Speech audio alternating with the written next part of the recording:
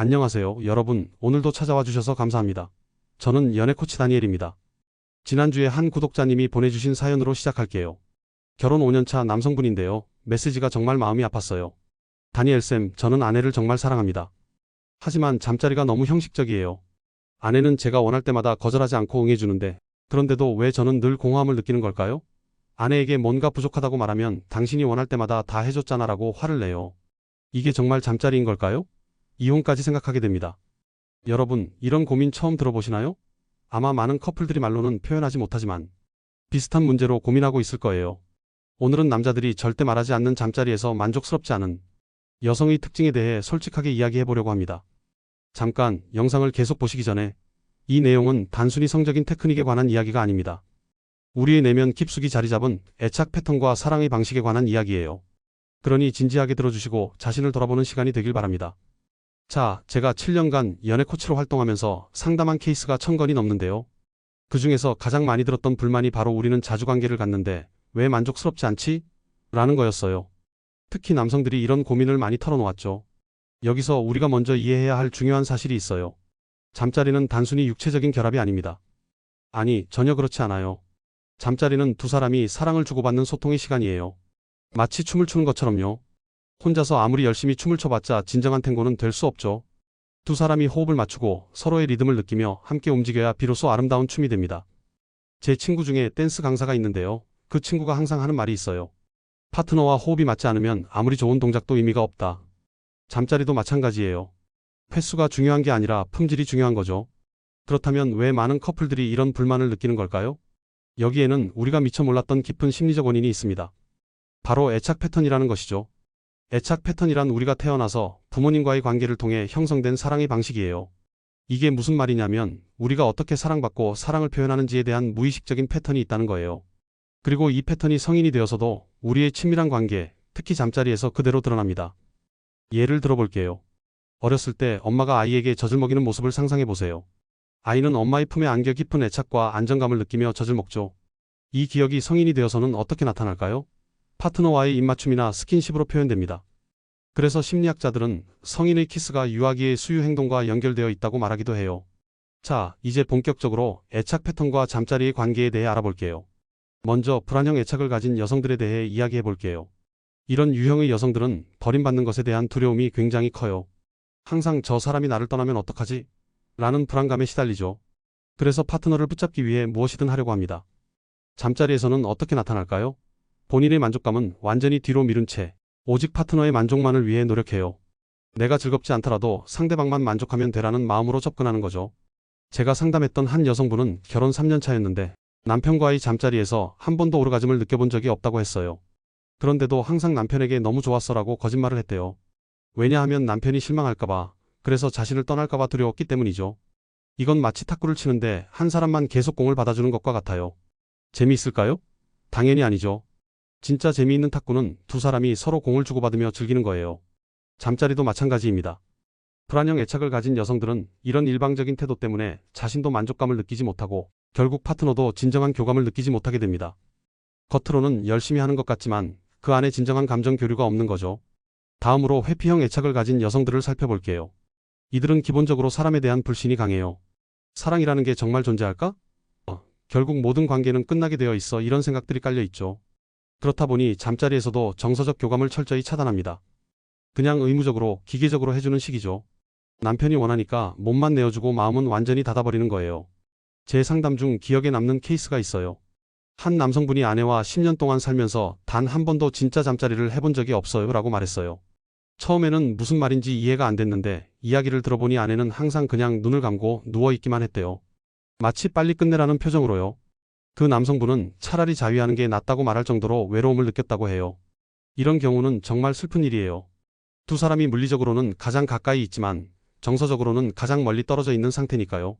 마치 같은 침대에 누워있지만 서로 다른 우주에 있는 것 같은 느낌이죠. 세 번째 유형은 불안회피형 애착을 가진 여성들이에요.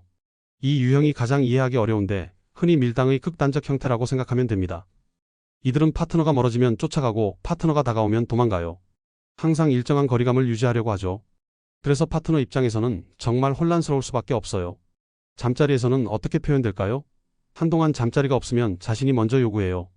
그런데 정작 파트너가 다가오면 관심이 없는 척하거나 거부하죠.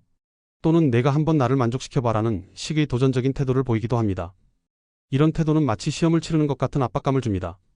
서로 즐기는 게 아니라 한 사람이 다른 사람의 평가를 받는 상황이 되는 거죠. 그런 상황에서 누가 편안함을 느낄 수 있을까요? 제가 상담했던 한 커플은 이런 패턴으로 7년 동안 고통받았어요. 아내는 남편이 자신에게 관심이 없다고 불평했고, 남편은 아내가 항상 자신을 시험한다고 느꼈죠. 결국 두 사람 모두 만족스러운 관계를 경험하지 못했어요. 또 재미있는 사실은 이런 불안회피형 여성들 중에는 오르가즘을 느껴도 일부러 참는 경우가 많다는 거예요. 왜냐하면 오르가즘을 표현하는 것이 자신의 취약함을 드러내는 일이라고 생각하기 때문이죠. 내가 느끼는 모습을 보이면 저 사람이 나를 얕볼 거야 라는 두려움이 있는 거예요. 이렇게 세 가지 불건강한 애착 패턴에 대해 알아봤는데요. 이런 패턴들이 잠자리에서 만족감을 느끼지 못하게 하는 주요 원인입니다. 물론 모든 문제가 여성에게만 있는 것은 아니에요. 남성들도 자신의 애착 패턴에 따라 비슷한 문제를 만들어내기도 합니다. 하지만 오늘은 특별히 여성의 측면에서 이야기를 나누고 있는 거예요. 자, 여기서 중요한 질문이 하나 있어요. 그럼 건강한 애착은 어떤 모습일까? 건강한 애착을 가진 사람들은 자신과 파트너 모두의 감정과 필요를 균형 있게 고려해요. 불안감이나 방어적인 태도 없이 있는 그대로의 자신을 편안하게 표현할 수 있죠. 잠자리에서는 어떻게 나타날까요? 자신의 즐거움과 파트너의 즐거움 모두를 중요하게 생각해요. 마치 함께 춤을 추듯 서로의 리듬을 느끼고 반응하며 교감을 나눕니다. 그래서 성관계가 단순한 육체적 행위가 아니라 깊은 사랑의 표현이 되는 거죠. 제가 가장 감동적으로 들었던 사례가 있어요. 20년 넘게 결혼 생활을 한 부부였는데 남편분이 이렇게 말씀하셨어요. 우리는 20년 동안 매번 처음처럼 사랑을 나눠요. 아내의 눈을 들여다보면 처음 만났을 때 그 설렘이 그대로 느껴집니다. 정말 부러운 이야기죠? 이 부부가 특별한 비결이 있었을까요? 아니요. 그저 서로에 대한 깊은 신뢰와 안정적인 애착이 있었을 뿐이에요. 두 사람 모두 자신의 감정을 솔직하게 표현할 수 있었고 상대방의 감정도 진심으로 받아들일 수 있었죠. 자, 이제 우리가 놓치지 말아야 할 중요한 부분이 있어요. 바로 의사소통입니다. 특히 잠자리에 관한 이야기는 매우 민감하기 때문에 어떻게 전달하느냐가 정말 중요해요. 많은 여성들이 파트너의 성적 능력이나 신체에 대해 부정적인 평가를 직접적으로 표현하는 실수를 합니다. 너 정말 잘 못하네. 이것밖에 안 돼? 크기가 작아. 이런 말들은 남성의 자존감에 치명적인 상처를 줄 수 있어요. 남성의 성적 자존감은 여성이 생각하는 것보다 훨씬 연약합니다. 여성이 자신의 외모에 대한 비판에 상처받는 것보다 10배는 더 깊은 상처를 받을 수 있어요. 왜냐하면 남성들은 자신의 남성성과 성적 능력을 강하게 연결지어 생각하기 때문이죠. 그러면 어떻게 이야기해야 할까요? 핵심은 비판이 아닌 요청의 형태로, 그리고 그 안에 사랑의 감정을 담아 전달하는 것입니다. 예를 들어, 너 정말 잘 못하네라고 말하는 대신 나는 내가 이렇게 해줄 때 정말 좋아라고 표현하는 거예요. 왜 이것밖에 못해? 라고 하는 대신 우리 이렇게 해보면 어떨까? 함께 더 즐거울 것 같아라고 제안하는 거죠. 중요한 건 어떤 내용을 전달하느냐가 아니라 그 안에 어떤 감정을 담아 전달하느냐예요. 사랑과 존중의 감정이 담긴 말은 상대방의 마음을 열고 변화를 이끌어낼 수 있습니다. 제가 상담했던 한 여성분은 남편과의 잠자리에서 늘 실망감을 느꼈대요. 처음에는 직접적으로 불만을 표현했는데 그럴수록 남편은 더 방어적이 되고 관계는 악화됐죠. 상담을 통해 그녀는 접근 방식을 바꿨어요. 비판 대신 칭찬과 격려로, 그리고 자신의 필요를 부드럽게 요청하는 방식으로요. 결과는 놀라웠습니다. 남편이 점점 더 열린 마음으로 그녀의 필요에 반응하기 시작했고 두 사람의 관계는 크게 개선됐어요. 이제 우리는 불건강한 애착 패턴이 잠자리에 어떤 영향을 미치는지, 그리고 어떻게 소통해야 하는지 알아봤어요. 그럼 이제 중요한 질문이 남았습니다. 내 애착 패턴을 어떻게 바꿀 수 있을까? 좋은 소식은 애착 패턴이 평생 고정된 것이 아니라는 거예요. 우리는 언제든 변화하고 성장할 수 있습니다. 물론 쉽지는 않겠지만 인식과 노력을 통해 충분히 가능한 일이에요. 첫 번째 단계는 자신의 패턴을 인식하는 것입니다. 방금 설명한 세 가지 유형 중에서 자신이 어디에 가장 가까운지 생각해 보세요. 불안형인가요? 회피형인가요? 아니면 불안회피형인가요? 자신의 패턴을 발견했다면 그 패턴이 어떻게 형성됐는지 이해하는 것이 도움이 됩니다. 대부분의 불건강한 애착 패턴은 어린 시절의 경험에서 비롯됩니다. 부모님과의 관계, 어린 시절의 상처, 이전 연애 관계에서의 실패 등이 영향을 미쳤을 수 있어요. 예를 들어 부모님이 감정 표현에 인색했던 환경에서 자란 사람은 성인이 되어서도 자신의 감정을 표현하는 것을 어려워할 수 있어요. 또는 어린 시절에 버림받은 경험이 있는 사람은 성인이 되어서도 버림받는 것에 대한 극심한 두려움을 가질 수 있죠. 이런 패턴을 이해하게 되면 그것이 현재의 관계에 어떤 영향을 미치는지 볼 수 있게 됩니다. 그리고 그때부터 변화가 시작되는 거예요. 변화를 위한 구체적인 방법 몇 가지를 소개해 드릴게요. 먼저 자기 자신에게 정직해지는 것이 중요합니다. 잠자리에서 진짜 어떤 느낌인지, 무엇을 원하는지 솔직하게 인정해 보세요. 많은 여성들이 자신의 필요와 욕구를 무시하거나 억압하는 경향이 있어요. 하지만 자신의 욕구를 인정하는 것은 이기적인 게 아니라 건강한 관계를 위한 첫걸음입니다. 두 번째로 파트너와의 소통을 개선하세요. 앞서 말했듯이 비판이 아닌 요청의 형태로 그리고 사랑의 감정을 담아 전달하는 것이 중요해요. 또한 단순히 말로만 하는 것이 아니라 비언어적 소통도 중요합니다. 눈 맞춤, 미소, 부드러운 터치 등이 말보다 더 강력한 메시지를 전달할 수 있어요. 세 번째로 전문가의 도움을 받는 것도 좋은 방법입니다. 상담사나 심리치료사는 여러분이 자신의 패턴을 더 깊이 이해하고 구체적인 변화 방법을 찾는 데 도움을 줄 수 있어요. 특히 오랜 기간 형성된 패턴은 혼자 바꾸기 어려울 수 있기 때문에 전문가의 안내를 받는 것이 효과적일 수 있습니다. 네 번째로 마인드풀리스와 같은 명상 기법을 활용해 보세요. 마인드풀리스는 현재 순간에 집중하고 판단 없이 자신의 감정과 감각을 관찰하는 연습이에요. 이런 연습은 특히 잠자리에서 매우 유용할 수 있어요. 과거의 트라우마나 미래에 대한 불안으로부터 벗어나 현재의 교감과 즐거움에 집중할 수 있게 도와주죠. 다섯 번째로 자기 자신을 사랑하고 존중하는 연습을 하세요. 건강한 애착은 자기 자신과의 관계에서부터 시작합니다. 자신을 사랑하고 존중할 수 있어야 파트너와도 건강한 관계를 맺을 수 있어요. 자기 비하나 자책, 완벽주의적 태도 등은 내려놓고 있는 그대로의 자신을 받아들이는 연습을 해보세요. 여섯 번째로 안전한 환경에서 연습해보세요. 변화는 하루아침에 일어나지 않습니다. 천천히 안전하다고 느끼는 환경에서 조금씩 시도해보세요.